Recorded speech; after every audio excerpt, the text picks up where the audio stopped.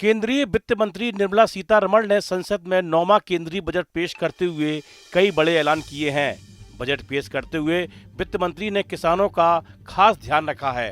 वित्त मंत्री ने बजट 2026-27 पेश करते हुए नारियल, काजू और कोको सेक्टर को मजबूत करने के लिए नई योजनाओं की घोषणा की है।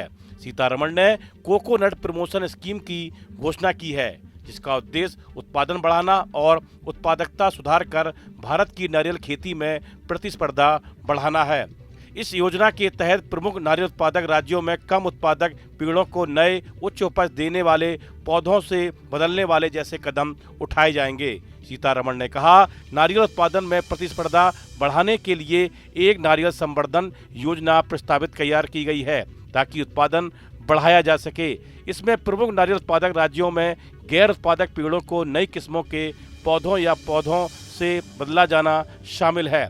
भारतीय काजू और कोको के लिए एक समर्पित कार्यक्रम प्रस्तावित किया गया है, ताकि भारत कच्चे काजू और नारियल उत्पादन और प्रसंस्करण में आत्मनिर्भर बन सके और निर्यात प्रतिस्पर्धा बढ़ सके और 2030 तक भारतीय काजू और कोको को प्रीमियम वैश्विक ब्रांड में बदला जा सके।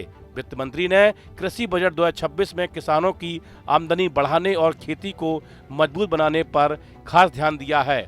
बजट भाषण में उन्होंने साफ कहा कि सरकार का लक्ष्य सिर्फ अनाज उत्पादन तक सीमित नहीं है, बल्कि खेती से जुड़े हर क्षेत्र को आगे बढ़ाना है।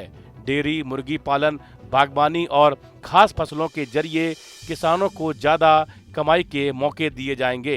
वित्त मंत्री ने कहा कि अगर खेती में उत्पादों की विविधता बढ़ाई जाए तो न केवल किसानों की आमदनी बढ़ेगी, बल्कि ग्रामीण इलाकों में रोजगार के नए अवसर भी बनेंगे।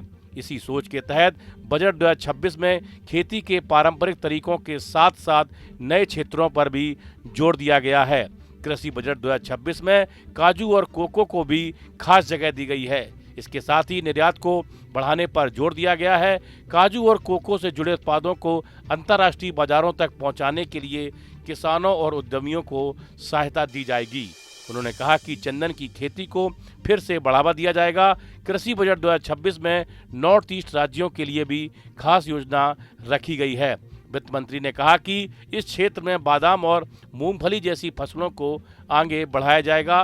वित्त मंत्री ने कहा कि डेयरी और मुर्गी पालन को मजबूत करना सरकार की प्राथमिकता है। इन क्षेत्रों से लाखों किसान और छोटे परिवार जुड़े हुए हैं। सरकार चाहती है कि किसान दूध, अंडे और इससे जुड़े उत्पादों के जरिए स्थायी आमदनी कमा सकें। इसके लिए बेहतर सुविधाएं, प्रशिक्षण और बाजार तक पहुंच बढ़ाने की बात कही है।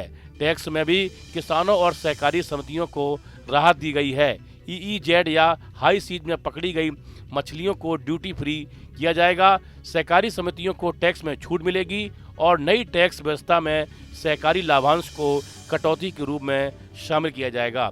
किसानों को AI की मदद से खेती में मदद मुहैया कराने के लिए भारत विस्तार योजना का भी ऐलान किया गया है। दिव्यांगजनों के लिए दिव्यांग जन कौशल योजना को लॉन्च किया जाएगा। इस योजना के तहत दिव्यांगजनों को खास ट्रेनिंग देकर प्रोफेशनल बनाया जाएगा। दिव्यांग सहारा योजना का भी ऐलान किया गया है। इस योजना के तहत कृत्रिम अंग मुहैया कराए जाएंगे। कुल मिलाकर बजट 2026 के ये कदम किसानों की आय बढ़ाने, ग्रामीण अर्थव्यवस्था को मजबूत करने, कृषि क्षेत्र को भविष्य के लिए तैयार करने की दिशा में बड़े कदम माने जा रहे हैं। इससे न केवल खेती में आधुनिक अवसर बढ़ेंगे, बल्कि युवा और महिला उद्यमियों के लिए नए रास्ते भी खुलेंगे। इस वीडियो में फिलहाल इतना ही। आप बने रहिए न्यूज नेशन के डिजिटल प्लेटफॉर्म के साथ। आपके मोबाइल पर तुरंत आएगी ब्रेकिंग न्यूज। स्क्रीन पर सबसे पहले दिखेगी बड़ी खबर। देश दुनिया की हर खबर एक जगह। अब आपके मोबाइल पर तुरंत फटाफट इंस्टॉल कीजिए न्यूज नेशन ऐप और रखिए खुद को अपडेट।